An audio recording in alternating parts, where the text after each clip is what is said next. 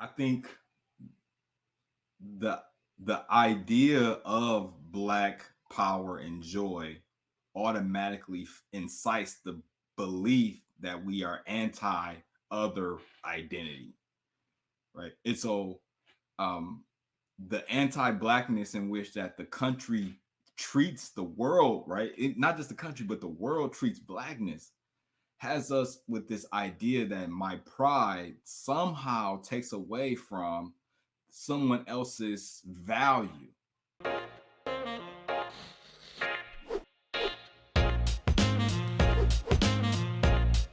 All right, we're out.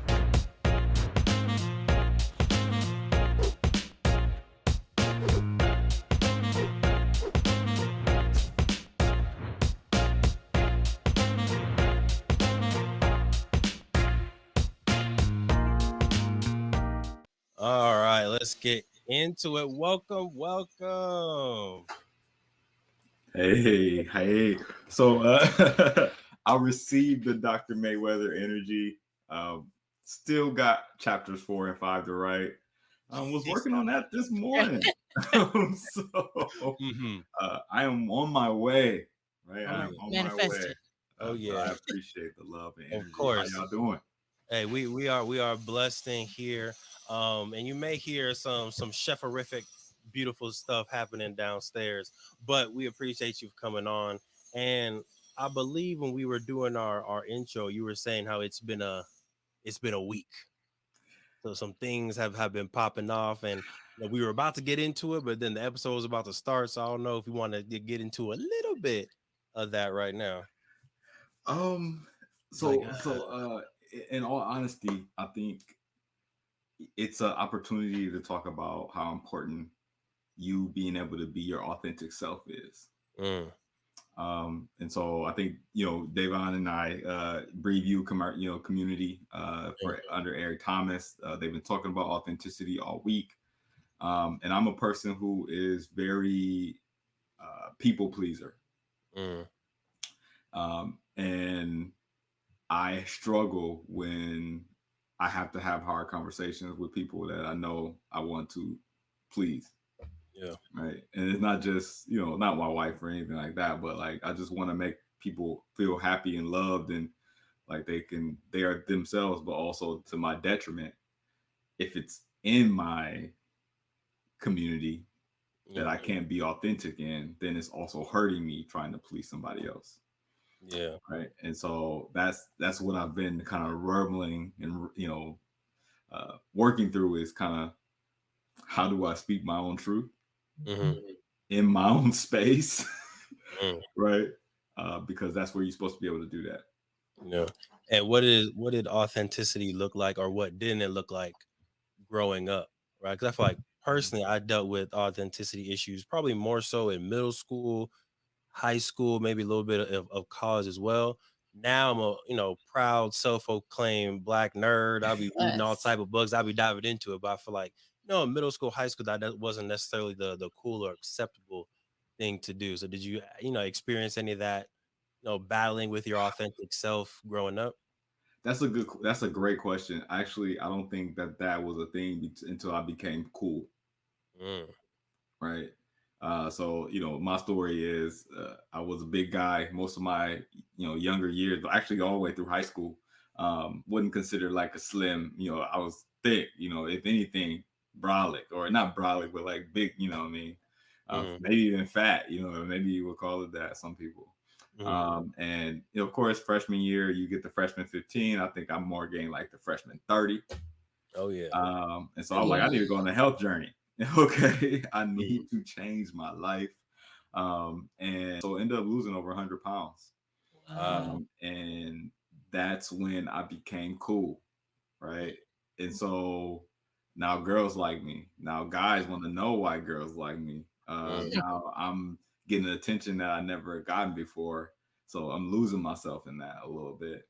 mm, And but when I was fat, I just was me. It was like I didn't have no worries trying to impress anybody because nobody was ever looking for me to impress them. It was not ever looking for me to be that guy until it kind of happened, and then it's like, wow, um, there's some opportunities here that I've never had before. Just get lost in that, Yeah. especially with women, Yeah. and so that was easier when I was young.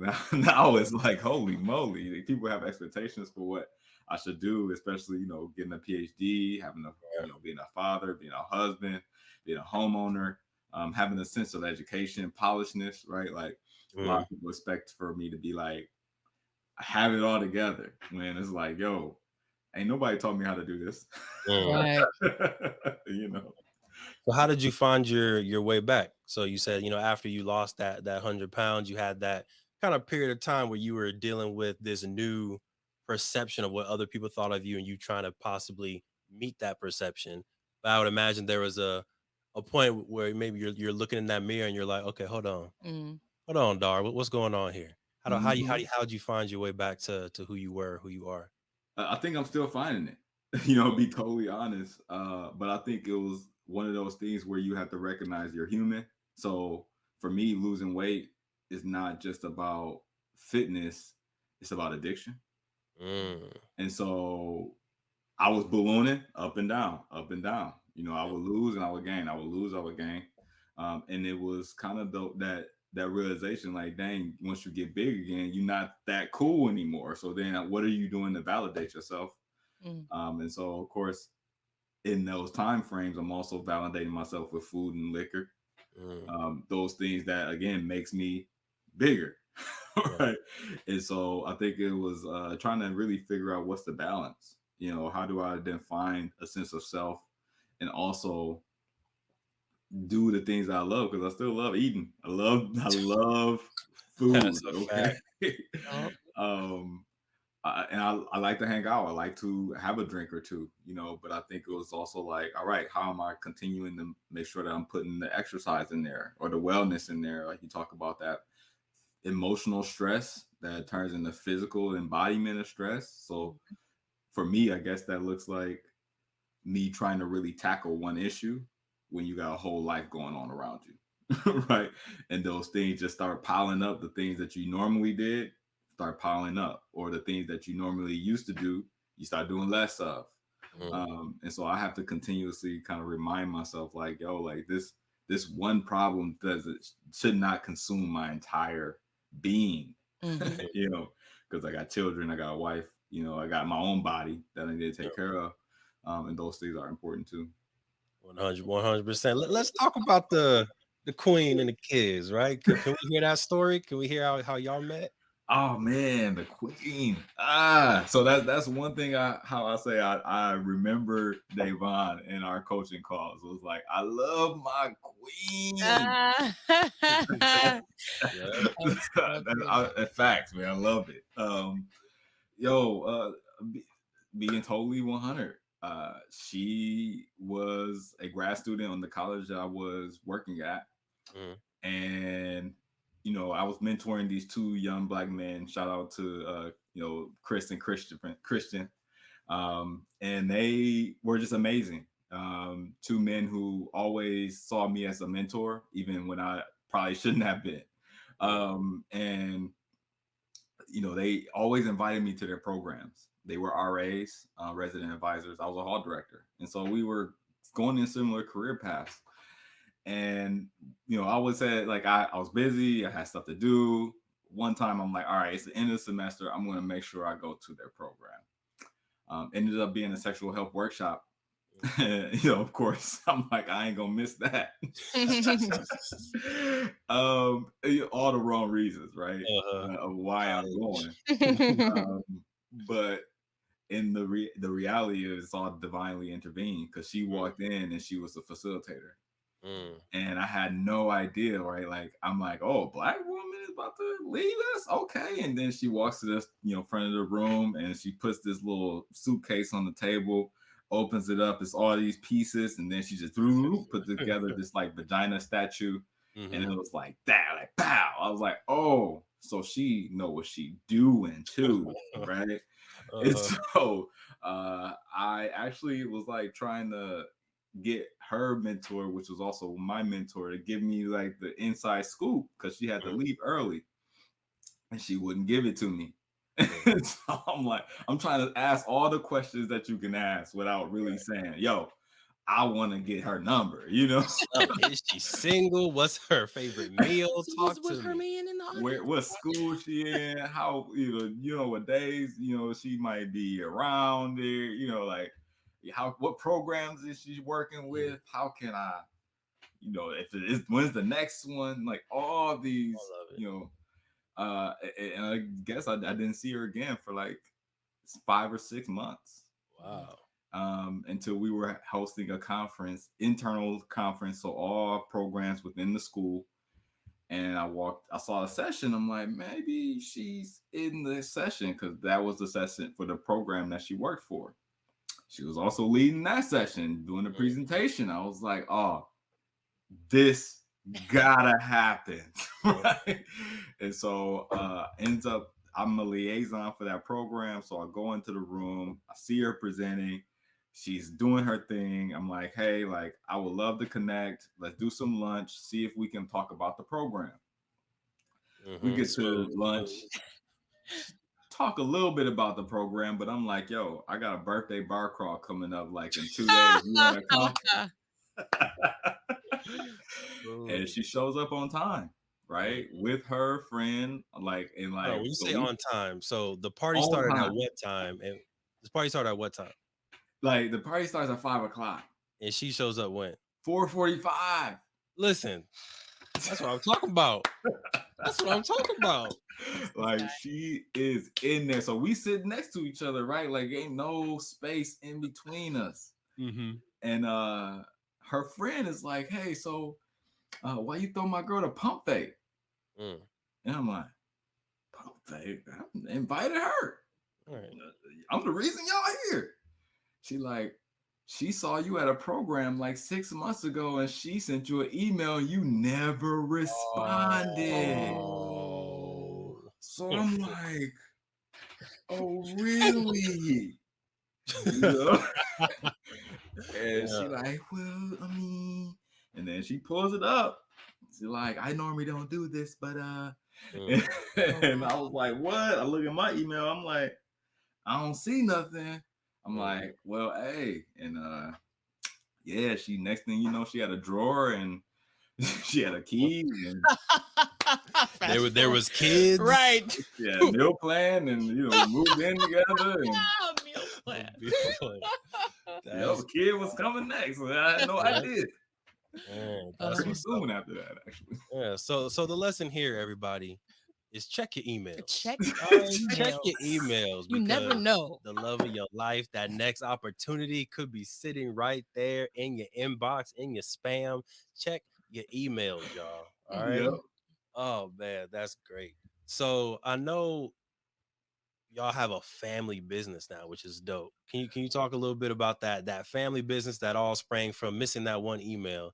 My name is Sinclair, and I'm a functional diagnostic nutrition practitioner who has created a program that takes a deep dive into your hormone levels and your overall metabolic health to create a highly personalized weight loss protocol that will have you lose up to 30 pounds, gain energy, and have you feeling so good that you go into the back of the closet and pull out that freakum dress. We all have one. So if you are ready to invest in the last weight loss program you will ever need, go to queen2queencoaching.com and book a discovery call to figure out which queen to queen package is right for you. Talk to you soon.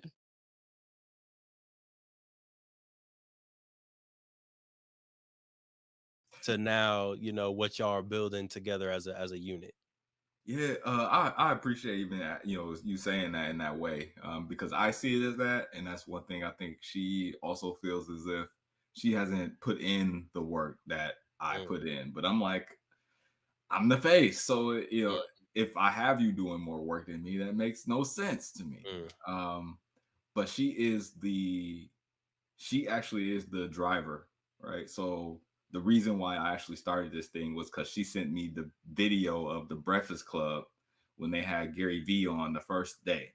So I think it was like May 2016, the first time, because I think he's done 3 or 4 interviews with them now. And she just sent me an interview. She was like, yo, like this dude saying some stuff that I think you will hear. Like, I think he talks a lot like you, and talk about like how Gary Vee talks about like passion, right? And how Yeah. passion can drive innovation, which can drive financial wealth, right?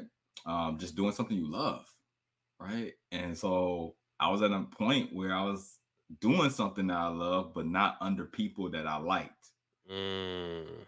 right? Yep. And it was stifling, Yep. going through actually a whole career of just feeling like not really having the people who could support me and the vision that I have for my own life, Wow.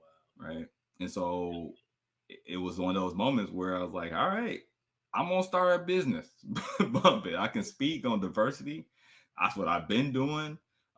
Actually, what I'm not necessarily would say I was speaking, because I was more like teaching.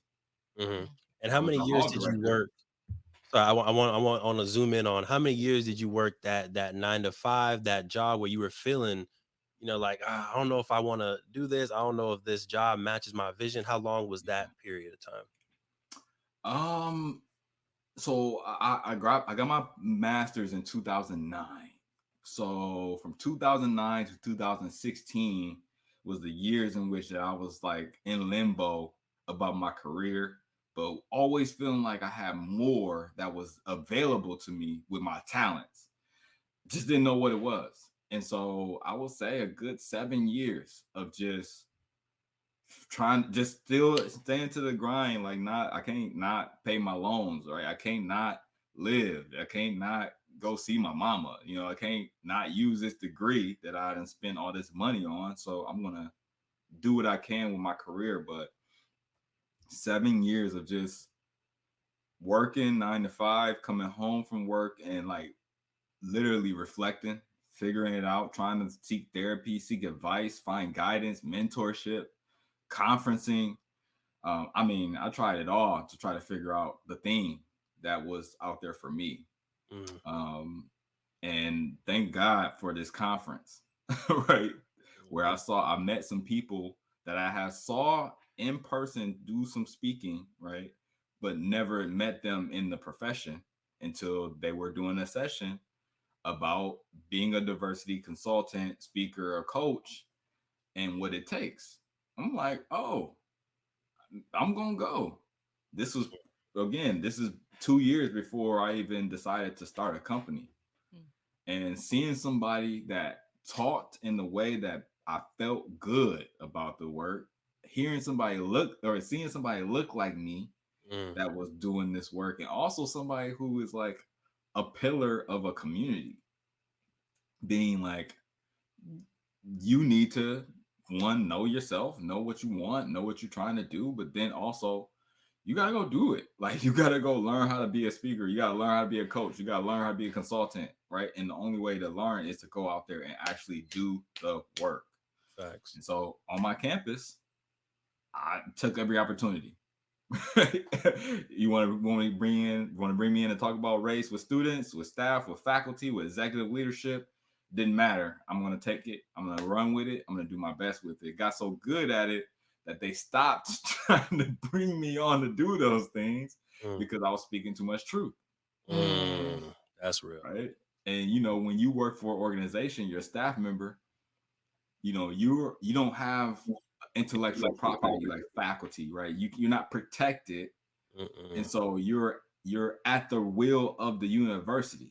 Mm. And so the university doesn't want to see its its members talking bad about it, Yep. right? Yep. And that was me. And so of course, like, we can't have Dar leading these 200, 300 person conversations after a racist incident. We can't have Dar on the podium in front of thousands of people talking about what's happening around these racist incidents, because he might incite some people to do Yeah, something Dar about to start a unlike. revolution up in here. Right. Mm. Yeah. I just speak truth, Mm, right? That's What just was it. the final like piece? I very much resonate with very with much. what you're saying, and maybe I'll get into that, later. But Mm. I very much resonate with the like having to go someplace where you didn't feel like you belonged, and just put it this way. after I left my situation, I now feel free enough to be able to talk about how I truly feel without feeling like, oh my gosh, like who's watching this? Like, Right. is someone gonna stop me at work? Like, all that stuff.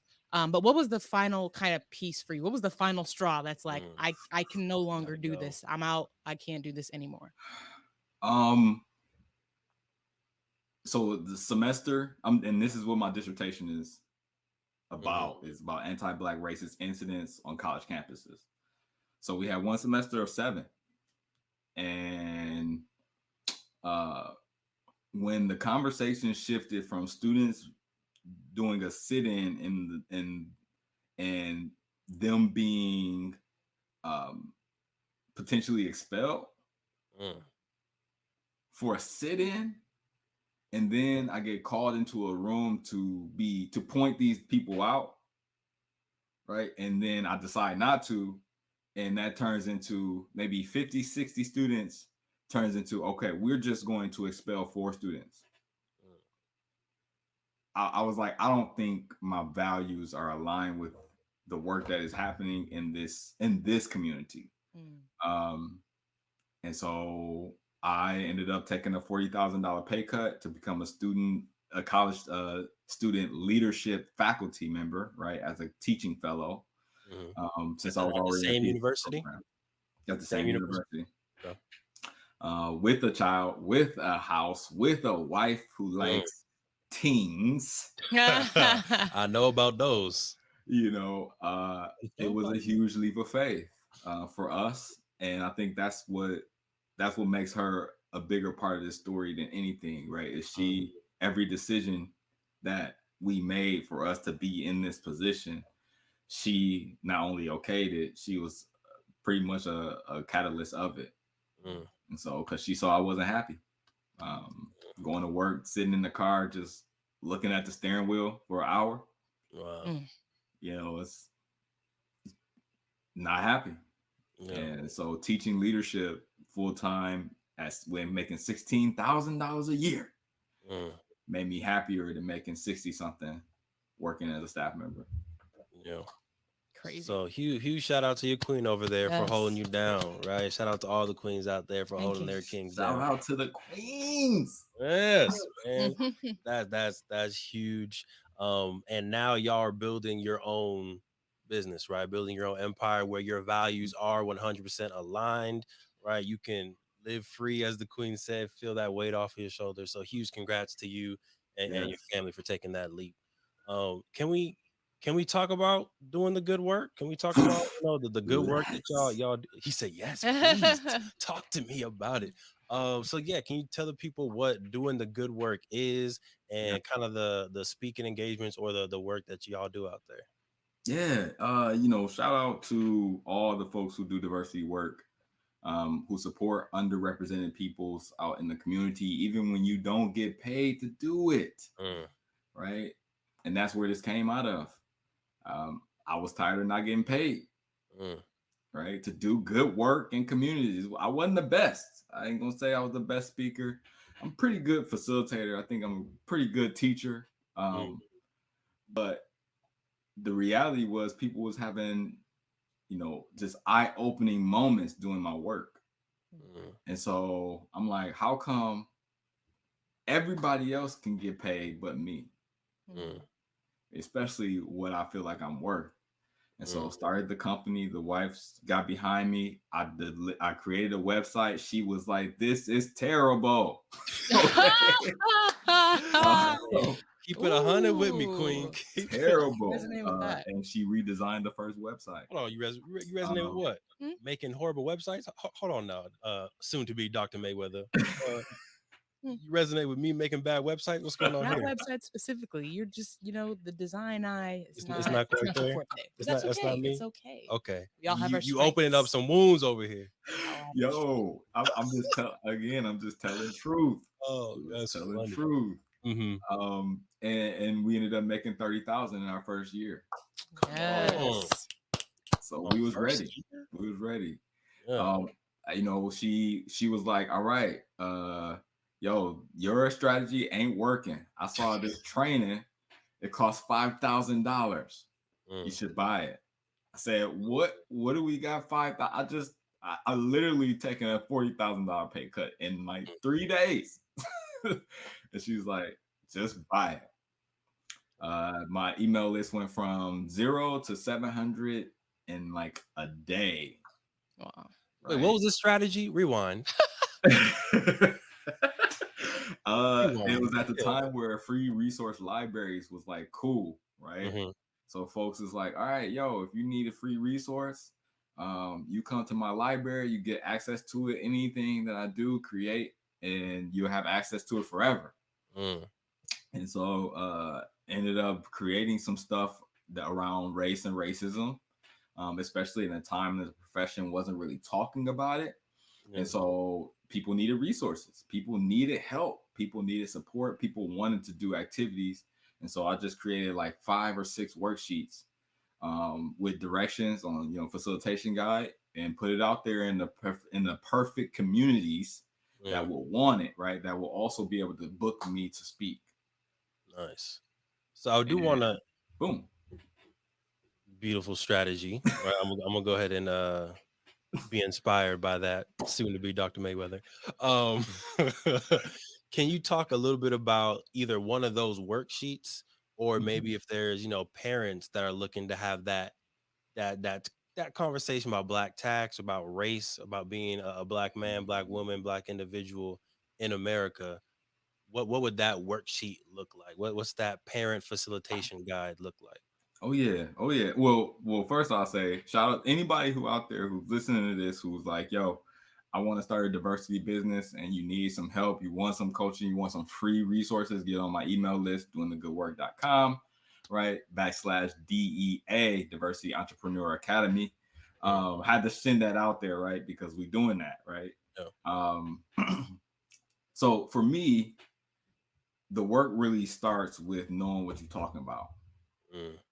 So a lot of people, and I'm gonna try to keep it very like elementary. Mhm.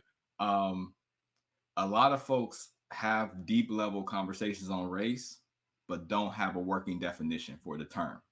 Mm. Okay, so like then we start adding more complex terms: racism, white supremacy, white normality, right? Microaggressions we talked about, but don't have working definitions for these terms. And Mm. so, how do we know what we're actually talking about? How we know we're actually having the same conversation? Mm. Yeah. And so, one of the first resources that I created was a racial definitions worksheet, Yeah. right? That help people before you start going into the conversation. And this literally happened to me. So, I'm in the job, a protest happens, students get arrested. We come back, students want to have a panel with the staff members who were all involved to just know what's happened in this situation. We agreed to it. Everything's going good until, well, Until not good, because let me not say that. mm. Things is all right until one of the students rose, stuck their hand up and said, hey, so we're talking about protests. What's your definition of it? Mm. And all the professionals like, making up all this stuff, really nothing of critical Mm. examination, right? Nothing that people are eating up. And so I get up and I'm like, you know what? I don't have one. Mm. And I probably should have had one as I prepare for this conversation. And now that I actually am saying that, I don't know if I actually have the abilities to even support you all in this space like I should have, Mm. right? That's what having a definition of what the work that you're supposed to be doing does, Yeah. right? It gives you ability to say, all right, I know what this means. Now, what does it mean in my work? Mm. Right. Right. So for parents, it's I know what this means, but now what does it mean when I'm having that conversation with a 4, 5, 6, 7-year-old first grader, first through sixth, seventh, eighth grader? What does it mean to you? Right. And it's not just like Westers, races or racial construct in which that blah, blah, like it's not that. It's when you're parenting, it's All right. When I was my son's age, which is 7, my mom taught me about race by watching Roots. Mm, For him, it's it's watching Blackish, the Juneteenth episode, right? And having conversations from that. And so, what does it mean to have a racial identity? Is, well, your friend Arlo or whoever, Carl, Jim, Sammy, Sally, right, is yeah. white. I am black. Therefore, you are my child. So, what does that make you? Mm, Right? Even to the point where my son, again, he's fair skinned. So he thinks, I'm as light as some white kids. And so I don't know what I am. And then I have to say things like, I'm black. I don't have any white children. So what are you? Right? mm, To him. So he knows, right? yeah. Because I'm proud of that. And I want to show you more reasons as to why I'm proud of that. Right. And we go into talking about grandma and mama and great grandma. We got to we get a chance to talk about all these black people that I think are amazing. So that's what it means for me when I'm talking about it with a child, right? But I Right. have to have my own working definition of that first. Yep. All right. We're going to get back to the episode in a second, but breathe. If you've ever had a brilliant idea, I'm pretty sure everybody just took a breath right there, right? Because we all have amazing ideas. But I got a question for you. What's stopping you from taking that idea and actually making it into a business, actually executing on your brilliance? My name is Devon Truvel, and in 2018, I was able to create, market, and sell my own product while still working a 9 to 5. And through the years, I've taken the lessons we've learned, the expensive webinars that I've gone to, and the dozens of business books that I've read, and I've discovered 7 simple steps to launch your business. If you're ready to take your business idea to the next level and make it real and start making profit from your passion, head to www.launchitcommunity.com and grab yourself the book. We've been able to make it very simple, affordable, and easier than ever to start that business while still working your 9 to 5. And we take entrepreneurs every single Friday and we talk to them. We teach them about how to use social media. We teach them about how to set up their Instagram account, how to use Shopify, how to use Printful and other tools that can help you take your business to the next level, but not take tons of time away from your 9 to 5 and your busy life that you already have. So if you're ready to take that idea to the next level, make sure you head to www.launchitcommunity.com, get yourself a book, and join our free accountability calls. Now, let's get back to the episode. Mhm. And I saw a different kind of conversation is sparking in my head. And if you want to swerve, feel free. We out here. We out here. All right, cool. But it's that sense that more and more, I think biracial children are being born in America and around the Mhm. world, right? So within your household, how do you still have that sense of, I think, black identity? Like, how do you put in that black identity without possibly downsizing any other identities your child might have or other children might have, right? How do you talk about race without, I think this is the conversation that always comes up, right? How do you have that black power, that black love, but not dismiss other cultures at the same time? I'm going to answer this question delicately. Mm-hmm. Okay. Mm-hmm. Delicate. Um, I think the the idea of black power and joy automatically incites the belief that we are anti other identity, right? And so um, the anti-blackness in which that the country treats the world, right? Not just the country, but the world treats blackness, has us with this idea that my pride somehow takes away from someone else's value. And it's my job, right, as an educator to say, like, one, the system has created this psychosis that makes us believe that black power is a bad thing, when in reality, um, anytime black people won in the country, literally, the country won. In reality, right? We can talk about the civil rights movement. We can talk about civil wars. Anytime black people win, the world has won in America. Yeah. And so the thought process is hard for me to even fully engage, because the reality is my son needs to know his power, Mm. right? Because that could save his life. Mm. Um, and if he's walking through the world with this idea that he's not the man that he should be, right, or should become, who I expect him to be, the standard in which that I have for him, that could be the difference between him getting, pulled over by a cop and believing he's a criminal, because we know the cop is going to treat him like that, Mm-hmm. right? Feeling like less than because he's not white, right? And that can come out in his behavior. And so I need him to walk around like a king, Mm. right? Yep. It don't take away from the fact that we got other kings of other races, Yep.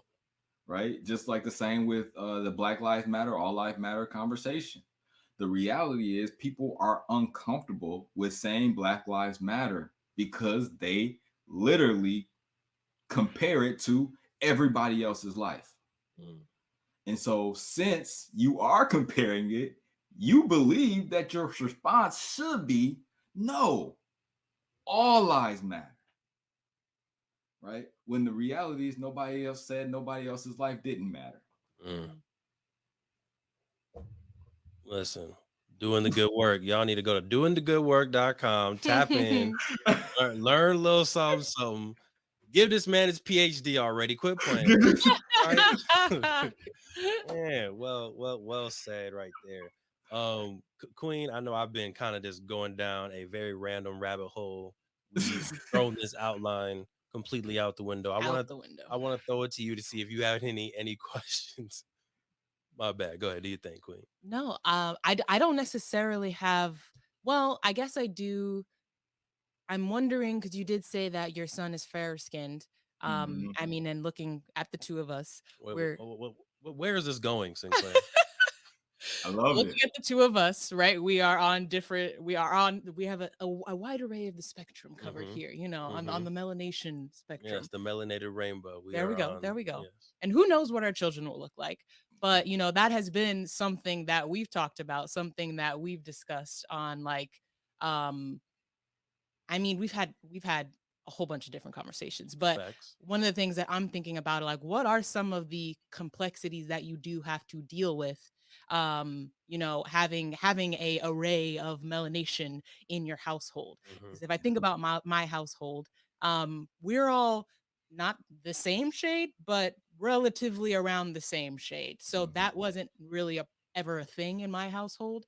So I can't say that I've ever, like, I know how to navigate that space in a household, right? I may know how to navigate that space in a friendship or in a relationship, but I feel like that's a different type of conversation, a different type of, dynamic in a household. So I guess I'm just curious how, like, have there been any situations that come up? I know that there's, like, in truthfully, like in TV shows and things like that, you have things like where a child may be, like, mistaken for another person's child or something Mhm. like that. Like, what types of things, like, if you don't mind sharing, like, what types of things have you experienced and how have you navigated through that? Yeah. Shout out to my best friend. He lets me in on these conversations because his children are on the declare spectrum. If There we you go. were saying the declare, is that a perfect preference? Is that Yeah, perfect? yep, That yep, was yep, yep, good. yep. Okay, the That was declare, good. right? And he lets me know how sometimes people come up to his light-skinned daughter and talks about how beautiful she is and all that stuff, and then how to his darker skinned daughter, none of that, right? No cute, special, none of that. Mhm. Um, and I see it's our job, my job. So when I talk to both of them, um, I say, oh, you look so beautiful as ever, right? Mm. And they both like, Yeah. right? Because it's my job to let them both know, right? They are beautiful and special, and I don't even have to say in their own way, because Mm. it Period. they're beautiful and special, right? Um, I see in my home, my son, he has been in schools where primarily white children. He has made friends with, well, close associates with primarily white children. And so I think it was one of those, I got the feeling that he was feeling that he was less than. Mm. And I had to make sure that he understood the pride in which that he comes from. And we drilled it in February, especially, right? Like we drilled it in. And he also recognizes the difference between, I think, having friends who are black and friends who are white. He's starting to see those differences. And so it's having a conversation about the community and how people treat, you know, Mhm. but then it's like with the colorism issue, we haven't gotten to that point because he hasn't had really a darker skinned friend in our home, Mm. right? Or not in our home, but in our community and our family. He hasn't made that. But I think it's one of those, for me, for us, it will be one of those conversations I'm sure we'll have, especially as it relates to darker skinned women. Mm. Because I think my son likes girls, we haven't explored that yet, right? But Mhm. Mm. what I want him to know is like the world will tell you that darker skinned people are uglier, Mm. right? Because they're black, one, like the anti-blackness, but also like there's just a hate for for darkness because the opposition is always seen as white, which is right, which is light, which is love, all these good connotations that he will learn through the media, through cartoons, through books, comic characters, right? All of that stuff, right? Like it's everywhere, the dark versus light, Right. ideology. Mhm. And so it's making sure that when it comes to women or men, even, in friendship, that we don't allow people to treat them as others just because of their skin color, Mhm. right? I had one of those moments, again, why the mentor that I begged to take me on had taken me on because he corrected me, right, in a way that, we are all black men. We were in the black space. And he's let me know that I allow others to treat black men less than me, Mm. right? Oh, talk Because about I that. was special, right? Oh man. Woo. And thank you for this question, Sinclair, because Mhm. like, and a lot of times we don't put ourselves in position to be corrected. Mm. Right. And I think when you're going on a journey of transformation, you're talking about not just, careers, not just talking about health. We talking not just talking about business, right? We talk about families as well. These are all transformative experiences. And if you don't have somebody who can correct you, like my wife telling me your website is trash, right? Like mom, right?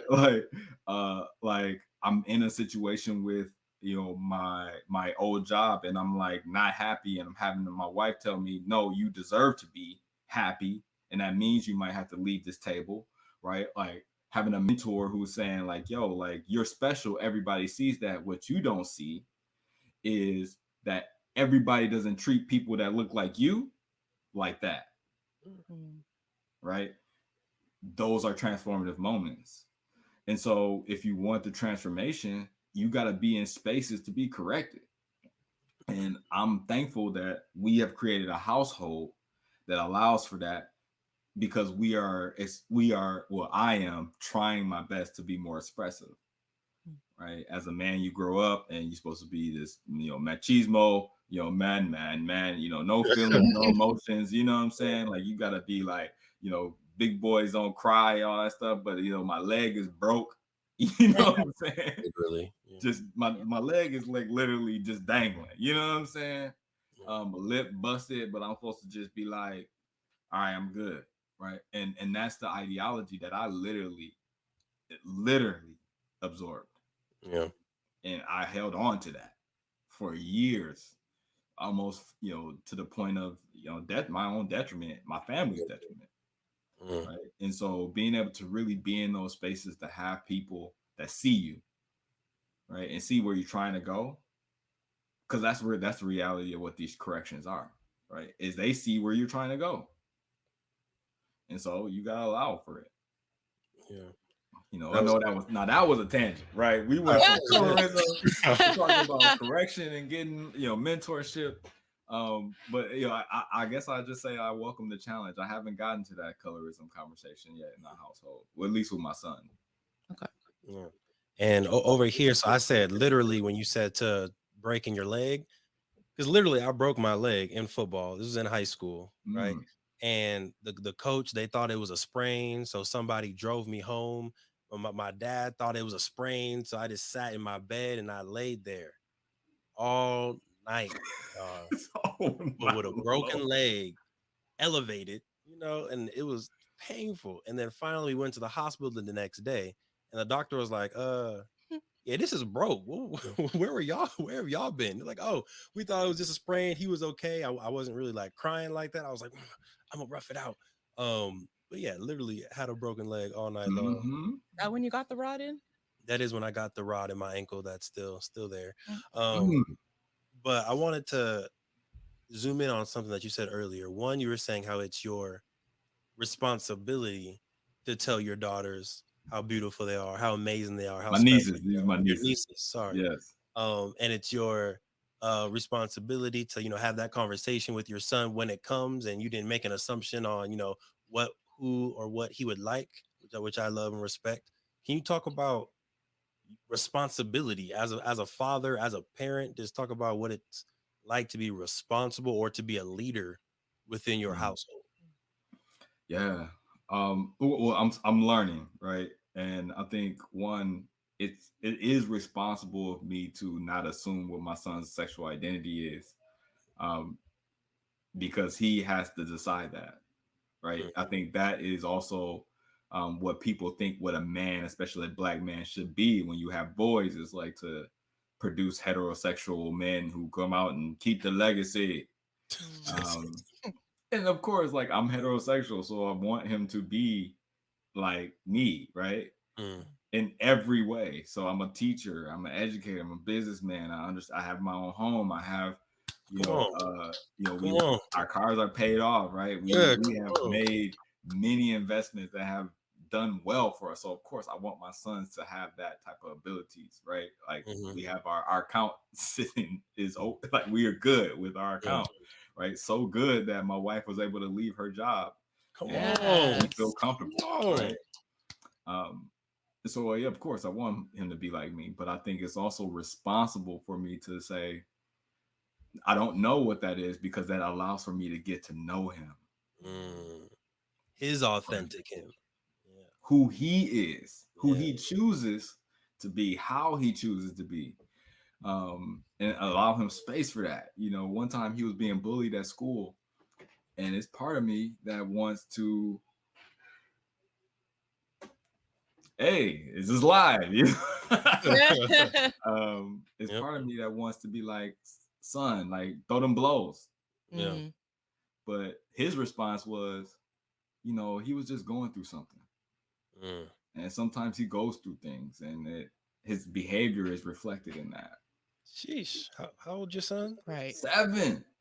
He is wise beyond his years. I'll tell Right. you that right now. 7, right? And so that was the first time that I had to calm. I'm the one mad, right? Like, and I ain't even get hit. Right. Like, let me pull up to the school. Hold Right. up. Right. What's his name again? Where Jimmy at?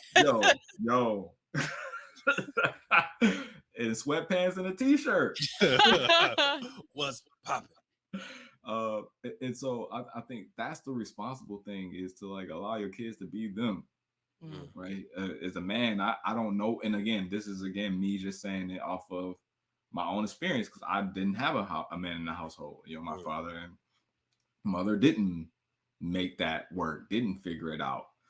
And so this is me just with my own little education and my supportive wife and amazing mentors and mothers who have just guided me, and this is me making those decisions, right? And trying to be like, hey, like I of course want you to have all the things that I have, but also I want you to know how important you are, right? And your whatever you do, I want you to feel unconditional love, right? Like I still kiss my sons, and that's because I want him to know, like, unconditionally, it's nothing that he can do that will stop me from loving him.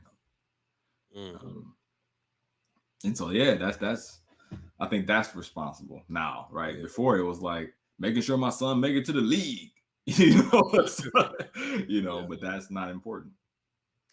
I think it's interesting, and what this brings up for me is, again, another tangent, but how the role of the parent and responsive, like what responsibility looks like as a parent, has changed over the years, and how it looks now versus how it looked for, like, maybe the baby boomer generation and like their parents, to where I feel like maybe, and again, I don't know. I was born in 94. But what I imagine is that, previously the role of the parent was to put a roof over the child's head, right? And to make sure that there was food on the table.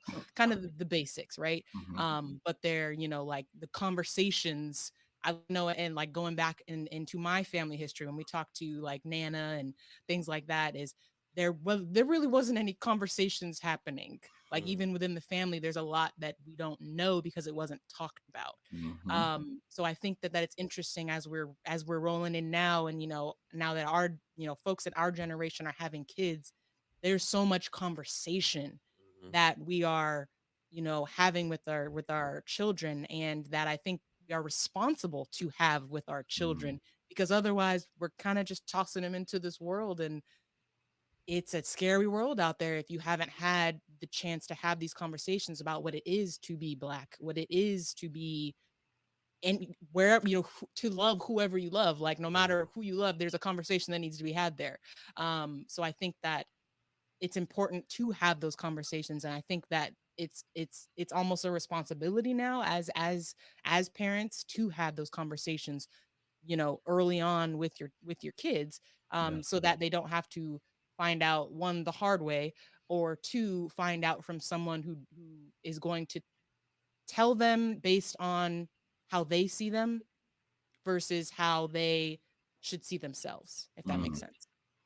Yeah. I mean, ooh, I wouldn't. I'm trying to, even myself, not to talk about Black folks in the deficit, right? Like, because we have survived Mm, for many generations off of different types of love, right? And so you have the post civil rights love, which is very different than the digital age love. You know what I mean?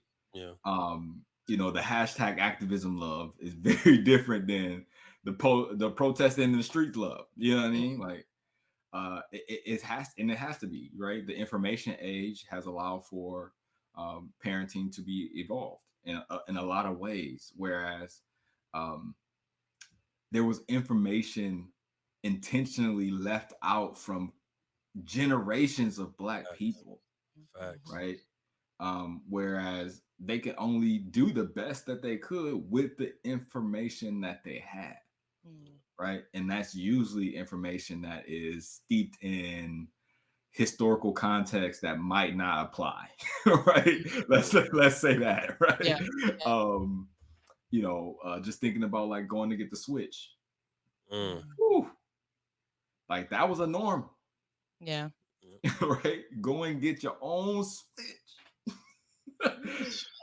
Now it's timeout, right? Go stand in silence in the corner or whatever, right? You don't Give me your get phone. right. your phone. Yep. um and again, not saying that one love is better or worse for whomever. It got generations to where we are, Hmm. right? But also recognizing, like, you can get beat in your house or you can get beat in the streets by a cop just because you walking in the wrong place at the wrong time, and you not be prepared for that can get you killed. Mm, Mm-hmm. Which is that's not necessarily all that is happening right now, right? Like my grandma is from Tupelo, Mississippi, right? So like From where? Tupelo, Mississippi, Tupelo, Tupelo. Mississippi. Oh, Tupelo, okay. Mm, right? Oxford, Tupelo area, um, and yo, like that was a different time. yeah. Mm-hmm. That was a different time, and so yeah, it's different. It's definitely different. I wouldn't say better or worse, but I think it's still love. Mm-hmm. 100%. Also. If you're just now tuning in, we are here with Dar Mayweather from Doing the Good Work. Y'all can check him out at Doing the Good Work on Instagram to tap in, learn more, keep the conversation going, show him some love by going to www.doingthegoodwork.com. Get yourself some good resources to talk about race, talk about diversity within your And household or business. and business. Yes, entrepreneurship, business, building your own business. Love it. So this is our time to give you a little bit of a break because we've been chucking questions at you left and right. You've been doing your thing. Appreciate you. But now is your time to ask us a question. This is our Ask Declare segment. You can ask us a question about our relationship, about health, about business, or if we want to do go into the deep waters and do a diversity race talk, that's cool too. I know that can get interesting. I But just yeah, want. Oh, is it me? Is it on me? Okay, oh yeah. yeah, Mm-hmm. I just want to know like what inspired you all to like build a platform for folks to talk about relationships, money, and what was the thing that inspired both of y'all, right? Because like that's the key is both of y'all are standing in front of the camera, Mm-hmm. mhm, right? So I would love to hear what was the inspiration for that. oh yeah. I'm going first. Mm-hmm. Okay, so we started with True Health Forever, and I'll let her kind of talk about the start of it, but how we're pivoting to the M4 show, Melanated Married Millionaires in the Making, is because, in my opinion, love and building a strong black family is the most revolutionary thing you can do, right? Because there's so many things that are trying to pull black families apart, pull black men apart, pull black women, like whatever it is. But I feel like if you can come together, build a family, pour love, pour that unconditional love into your sons, into your daughters, into your family, have that house, build that business. Like that's love. That's the dream. And I think that's the black American dream. So for this show, we want to highlight that as much as possible. We want to make it normalized to have a healthy relationship. We want to make it normalized to be investing in yourself and chasing your dreams. The fact that your queen backed you 100%, was like, nah, leave that job. I believe in you. Invest in that $5,000 course. We're going to build this business. That's a story that we want to hear over and over again all across America, right? Just two people coming together, loving each other, and willing to bet it all on each other and build that family together. So that's what the M4 show is all about. And that's why we come here every week. We're going to keep coming here every week to amplify, your stories and other stories out there to make this life normal. Yeah. But to kind of talk on what made us start this is again, it did start as the True Health Forever podcast, which if you're hearing the intro, it's still It's there. the residue is still Yeah, there. yeah, yeah, little words do. But what made us start the True Health Forever podcast was really us looking at our own life. And we were at the point where we were not engaged at the time, but this was pretty much right before we got engaged, but we were pretty much committed to each other. Like we knew like this is my partner Mhm. for life. Um, and so we we started to have we were having those conversations about marriage, about family, about kids. What does our future look like together? And so that also brought up like looking at our families, looking at like where are we, what our families look like, and we looked at kind of health being one of the big struggles that both of our families deal with, and so we decided like one of the things that we are going to do as we start our relationship and the roots to our future family roots, um is we want to make health a pillar of that of that family. We want to Mhm. be proactive about creating a healthy, strong Black family that is intentional about being healthy.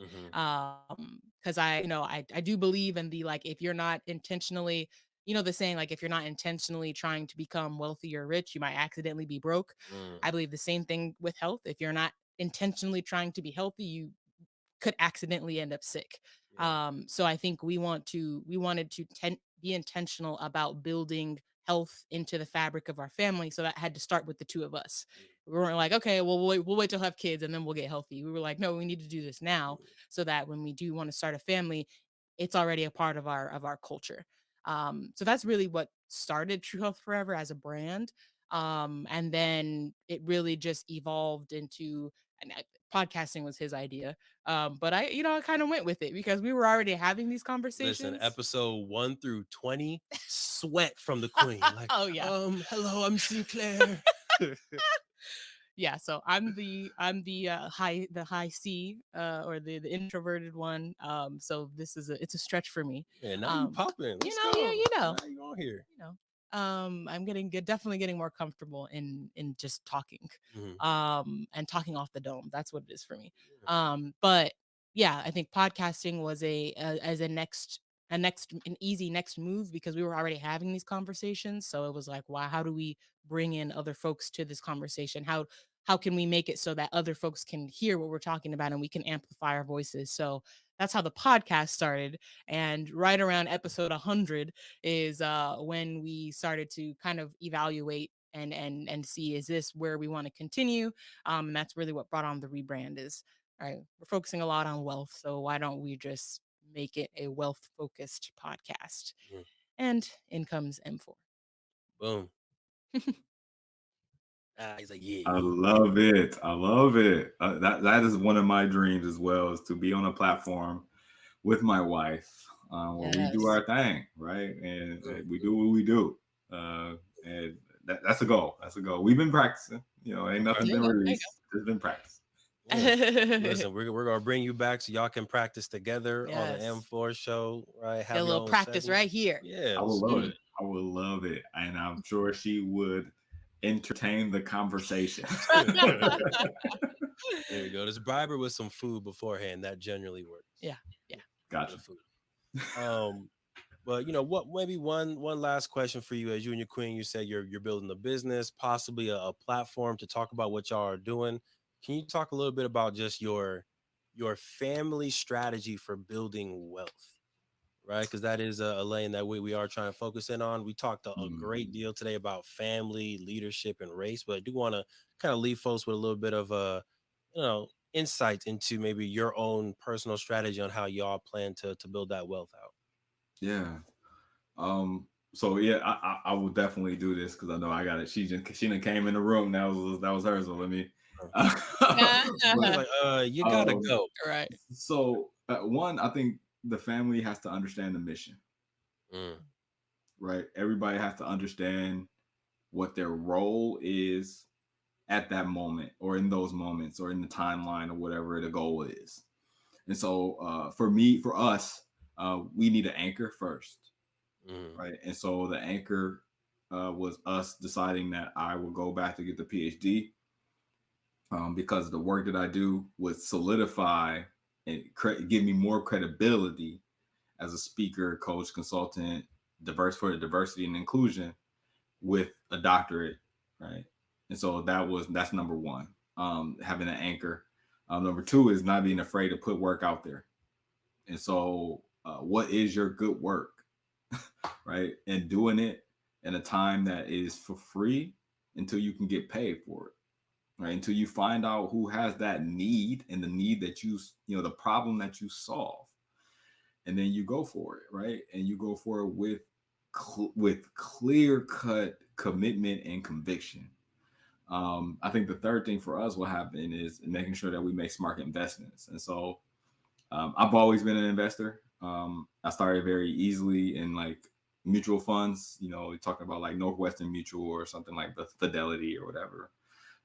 But over the course of, I think, 7 years or so, it grew into a nice little pot of money. And so when there was a recession, we bought a house, right? Fixer upper, garage door didn't even go up, right? Didn't go down or up. Um, it It's just there.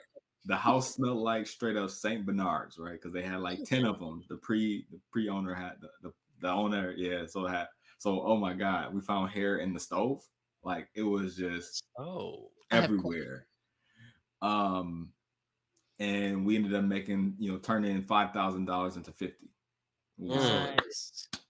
right? And so doing that allows for us to build a home brand new in North Carolina, and doing that in again the pandemic.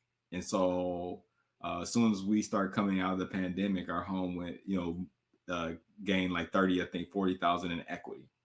let's go. And so home ownership is the oldest wealth building strategy in the country. I'm gonna say this one more time. Home ownership Talk to him. is the oldest wealth building strategy in the country. And so if you don't own, you are making sure that somebody else is building their wealth, right? You're not investing in yourself, you're investing in them. You don't get that money back when you're renting, right? When you own, you can claim that as on your taxes, right? And so I'm just like make it make sense, right? Like I'm not about to rent, you know what I'm saying? My wife was like, "This house need to make sense," right? And we found a little happy medium. And thankfully, we bought it in a house. And here's a little sidebar for folks who might be catching this. Like, if you can buy a house off the highway, right? It doesn't matter if it's not that great of a community. If it's off a highway, there's a likelihood that that community is prospected to be built on, right? And so all of our homes have been off of highways, and so that's why the resale value has stayed up, and also we built equity really easily because again, if when you purchasing, you got access to the highway. So that's a little nugget for you. Nuggets for y'all. If y'all on the search, right? Yep. We appreciate you. I know the wife poking in don't want to get you in trouble over there, Mayweather. But appreciate you for tapping in with us. Make sure y'all go follow him on Instagram at Doing the Good Work. Tap in. Also go to his website for more resources. Doingthegoodwork.com. Appreciate you, King. Thank you. Yes, sir. Yes, sir. Okay, Queen. King. Queen. King. Queen. King. Updates for the week. Go ahead and let folks know what's popping over there for you.